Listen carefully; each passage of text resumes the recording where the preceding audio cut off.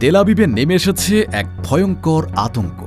তুরস্ক এবার আমেরিকার সমস্ত হুমকি, চাপ এবং নিষেধাজ্ঞাকে বুড়ো আঙুল দেখিয়ে প্রকাশ্যে আনল তাদের সবচেয়ে মারাত্মক অস্ত্র চেঙ্ক ব্যালিস্টিক মিসাইল, যে মিসাইলের পাল্লা ২,০০০ কিলোমিটার।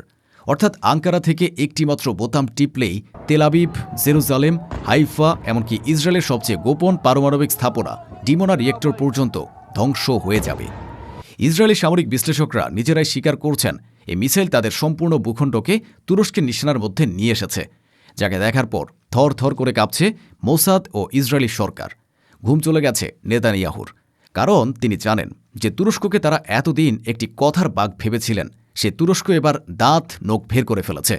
এরদোয়ান প্রমাণ করে দিয়েছেন তুরস্ক এখন আর ন্যাটোর একজন নীরব সদস্য নয়, তারা এখন এক স্বাধীন সামরিক শক্তি, যারা আমেরিকার আদেশ মানার পরিবর্তে নিজেদের স্বার্থ অনুযায়ী নিজেদের অস্ত্র তৈরি করছে এবং ব্যবহার করছে। আর সেই অস্ত্রের প্রথম এবং সবচেয়ে বড় টার্গেট হল ইসরায়েল। তাহলে কি এরদোয়ান তাদের সেই ভয়ঙ্কর অপারেশন আল আকসা লিবারেশন বা আল আকসা মুক্তি অভিযানের চূড়ান্ত প্রস্তুতি সম্পন্ন করে ফেলেছেন, যার প্রথম ধাপ ছিল ইসরায়েলকে সম্পূর্ণভাবে তুর্কি মিসাইলের আওতায় নিয়ে আসা? চেঙ্ক মিসাইল কি সত্যি এমন এক গেম চেঞ্জার অস্ত্র যা ইসরায়েলের আয়রন ডোম, ডেভিড স্লিং বা অ্যারো সিস্টেম কোনোটাকেই মানে না? আমেরিকা কেন তুরস্ককে এই মিসাইল তৈরি করতে বাধা দিতে পারল না? এবং এই মিসাইল তৈরির পেছনে রাশিয়া এবং চীনের ভূমিকা কী? তারা কি তুরস্ককে এমন কোনো অদৃশ্য শক্তি দিয়ে সাহায্য করছে যা ন্যাটোর জন্য এক বিরাট হুমকি হয়ে উঠেছে? এবং সবচেয়ে বড় প্রশ্ন, ইসরায়েলিরা কি এবার সত্যি পালাতে বাধ্য হবে, নাকি তারা তুরস্কের বিরুদ্ধে প্রিএমপ্টিভ স্ট্রাইক বা প্রথম আঘাতের ঝুঁকি নেবে? এসব প্রশ্নের উত্তর পেতে ভিডিওটিতে একটি লাইক দিন আর পুরোটা দেখুন। চলুন শুরু করা যাক। এ পুরো নাটকের সূত্রপাত হয় যখন তুরস্কের প্রতিরক্ষা শিল্প সংস্থা রকেটসান এবং টুবিটাক সেজ ঘোষণা করে তারা তাদের নিজস্ব প্রযুক্তিতে CENK নামের একটি মাঝারি পাল্লার ব্যালিস্টিক মিসাইল সফলভাবে তৈরি করেছে। এই মিসাইলের পাল্লা ২,০০০ কিলোমিটার পর্যন্ত, অর্থাৎ তুরস্কের রাজধানী আঙ্কারা থেকে ইসরায়েলের যে কোনো শহরে এই মিসাইল নিখুঁত আঘাত হানতে পারে। কিন্তু এই মিসাইল শুধু দূরপাল্লার নয়, এটি অত্যন্ত নিখুঁত এবং ভয়ঙ্কর ধ্বংস ক্ষমতা সম্পন্ন। প্রতিরক্ষা বিষয়ক সাময়িকী জেন্স ডিফেন্স উইকলির মতে চেঙ্ক মিসাইল একটি সলিড ফুয়েল ব্যালিস্টিক মিসাইল, যার পূর্বসূরি বোরা এবং খান মিসাইলের তুলনায় অনেক বেশি উন্নত। এর পেলোড ক্যাপাসিটি বা ওজন বহন ক্ষমতা প্রায় ৫০০ কেজি, যার মানে এটি একটি শক্তিশালী ওয়ারহেড বা এমনকি একাধিক ছোট ওয়ারহেড বহন করতে পারে। আর সবচেয়ে ভয়ঙ্কর বিষয় হল এই মিসাইল টার্মিনাল ফেজে বা চূড়ান্ত পর্যায়ে তার গতিপথ পরিবর্তন করতে পারে। এর ফলে ইসরায়েলের যে কোনো মিসাইল প্রতিরক্ষা ব্যবস্থা এটিকে আটকাতে ব্যর্থ হবে। লন্ডন ভিত্তিক think tank royal United services ইনস্টিটিউটের এক বিশ্লেষণে বলা হয়েছে CENK মিসাইলের সবচেয়ে বড় সুবিধা হল এর মোবিলিটি বা চলাচলের ক্ষমতা। এটি একটি মোবাইল লঞ্চার থেকে ছোড়া যায়, যার মানে তুরস্ক এই মিসাইলকে দেশের যে কোনো প্রান্তে স্থাপন করতে পারে এবং যে কোনো মুহূর্তে ছুড়তে পারে। ইসরায়েল বা আমেরিকার পক্ষে এই মিসাইলের অবস্থান আগে থেকে জানা এবং ধ্বংস করা প্রায় অসম্ভব। আর মিসাইলের সবচেয়ে ভয়ঙ্কর দিক হল এর স্ট্র্যাটেজিক ইমপ্লিকেশন বা কৌশলগত প্রভাব। ইসরায়েলি সামরিক বিশ্লেষক নেটসিপ নেটের এক রিপোর্টে বলা হয়েছে এই মিসাইলের আগমন ইসরায়েলের প্রতিরক্ষা পরিকল্পনায় এক বিশাল পরিবর্তন আনতে বাধ্য করবে। কারণ এতদিন ইসরায়েল শুধু ইরান, হিজবুল্লাহ এবং হামাসকে তাদের মূল হুমকি হিসেবে দেখত, কিন্তু এখন তাদের মাথার উপরে ঝুলছে তুরস্কের তলোয়ার, একটি ন্যাটো সদস্য, একটি শক্তিশালী সেনাবাহিনী এবং এখন একটি দূরপাল্লার ব্যালিস্টিক মিসাইলের অধিকারী দেশ। কিন্তু এই মিসাইল তৈরির সবচেয়ে চাঞ্চল্যকর দিক হল এটি করা হয়েছে আমেরিকার সরাসরি বিরোধিতার সত্ত্বেও। ওয়াশিংটন পোস্টের এক রিপোর্টে বলা হয়েছে আমেরিকা গত কয়েক বছর ধরে তুরস্ককে চাপ দিয়ে আসছিল যেন তারা এ ধরনের দূরপাল্লার ব্যালিস্টিক মিসাইল তৈরি না করে, কারণ এই মিসাইল শুধু ইসরায়েলের জন্যই নয়, গ্রিস এবং সাইপ্রাসের জন্যও একটি বিশাল হুমকি হয়ে উঠতে পারে। কিন্তু এরদোয়ান আমেরিকার সকল চাপকে সম্পূর্ণভাবে উপেক্ষা করে তুরস্কের জাতীয় স্বার্থকে অগ্রাধিকার দিয়েছেন। তিনি বারবার বলেছেন তুরস্ক একটি স্বাধীন দেশ এবং তারা তাদের নিজেদের প্রতিরক্ষার জন্য যা প্রয়োজন তাই করবে। আমেরিকা বা অন্য কেউ তাদের এ অধিকার কেড়ে নিতে পারবে না। দ্য নিউ ইয়র্ক টাইমসের এক বিশ্লেষণে বলা হয়েছে এরদোয়ানের এই সিদ্ধান্ত তুরস্ক আমেরিকা সম্পর্কের ইতিহাসে এক টার্নিং পয়েন্ট বা মোড় পরিবর্তনকারী মুহূর্ত। এটি প্রমাণ করে তুরস্ক এখন আর আমেরিকার একজন অনুগত মিত্র নয়, তারা এখন একটি স্বাধীন আঞ্চলিক শক্তি, যারা তাদের নিজস্ব লক্ষ্য অনুযায়ী কাজ করে এবং প্রয়োজনে আমেরিকার বিরুদ্ধেও দাঁড়াতে প্রস্তুত। আর এই স্বাধীন পররাষ্ট্রনীতির সবচেয়ে বড় উদাহরণ হল তুরস্কের রাশিয়া এবং চীনের সাথে ক্রমবর্ধমান সম্পর্ক। মিডল ইস্ট ইনস্টিটিউটের মতে তুরস্ক এই চেঙ্ক মিসাইল তৈরিতে রাশিয়া ও চীন উভয়ের কাছ থেকে প্রযুক্তিগত এবং কৌশলগত সহায়তা নিয়েছে। রাশিয়া তুরস্ককে তাদের ইস্কান্দার ব্যালিস্টিক মিসাইলের কিছু প্রযুক্তি শেয়ার করেছে। বিশেষ করে সলিড ফুয়েল ইঞ্জিন এবং টার্মিনাল গাইডেন্স সিস্টেম দিয়ে। অন্যদিকে চীন তুরস্ককে সাহায্য করেছে উন্নত সেন্সর এবং ট্র্যাকিং প্রযুক্তিতে, যা মিসাইলকে অত্যন্ত নিখুঁত করে তুলেছে। অর্থাৎ চেঙ্ক মিসাইল শুধু তুরস্কের একার সৃষ্টি নয়, এটি রাশিয়া, তুরস্ক, চীন অক্ষশক্তির একটি সমন্বিত প্রযুক্তির ফসল, যা পশ্চিমা বিশ্বের সামরিক আধিপত্যকে চ্যালেঞ্জ জানাতে প্রস্তুত। আর এই মিসাইলের সবচেয়ে বড় টার্গেট হল ইসরায়েল। ইসরায়েলি সামরিক বিশ্লেষক নেরসিভ নেটের এক রিপোর্টে বলা হয়েছে, সিইএনকে মিসাইলের 2000 কিলোমিটার পাল্লা ইসরায়েলের সম্পূর্ণ ভূখণ্ডকে তুরস্কের আঘাতের আওতায় নিয়ে এসেছে। তুরস্কের দক্ষিণাঞ্চল থেকে ছোড়া একটি চেঙ্ক মিসাইল মাত্র কয়েক মিনিটের মধ্যে তেল আবিব, জেরুজালেম, হাইফা বা এমনকি দক্ষিণে এইলাত পর্যন্ত পৌঁছাতে পারে। আর সবচেয়ে ভয়ঙ্কর বিষয় হল, ইসরায়েলের কাছে এই মিসাইল আটকানোর কোনো নিশ্চিত উপায় নেই। ইসরায়েলের প্রতিরক্ষা ব্যবস্থা মূলত 3টি স্তরে বিভক্ত। 1. আয়রন ডোম, শর্ট রেঞ্জ রকেটের জন্য। 2. ডেভিড স্লিং, মিডিয়াম রেঞ্জ মিসাইলের জন্য। 3. অ্যারো 2 ও 3, লং রেঞ্জ ব্যালিস্টিক মিসাইলের জন্য।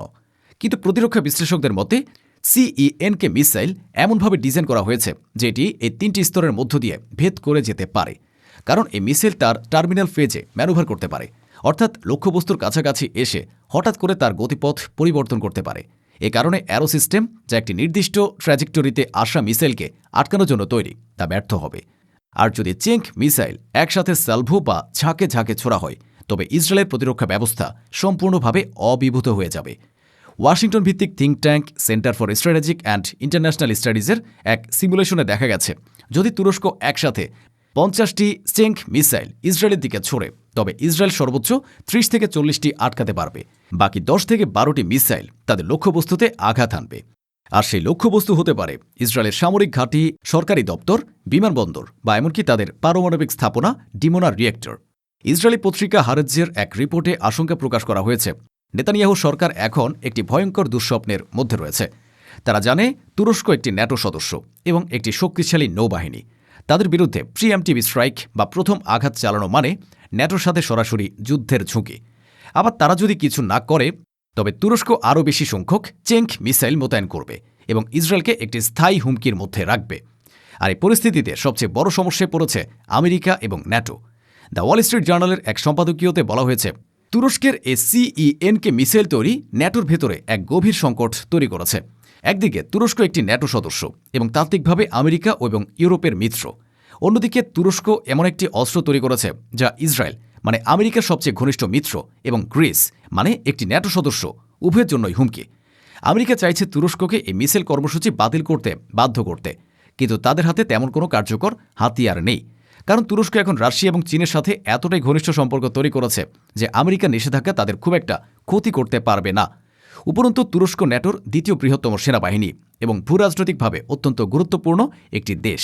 আমেরিকা তুরস্ককে ন্যাটো থেকে বহিষ্কার করার ঝুঁকি নিতে পারবে না, কারণ তাতে তুরস্ক সম্পূর্ণভাবে রাশিয়া চীনের ব্লকে চলে যাবে। ফরেন পলিসি ম্যাগাজিনের এক বিশ্লেষণে বলা হয়েছে, আমেরিকা এখন এক ভয়ঙ্কর দ্বিধার মধ্যে পড়ে গেছে। তারা না পারছে তুরস্ককে শাস্তি দিতে, না পারছে ইসরায়েলকে রক্ষা করতে। আর এই অসহায়তার সুযোগ নিয়ে এরদোয়ান তুরস্ককে একটি স্বাধীন আঞ্চলিক পরাশক্তিতে রূপান্তরিত করছেন।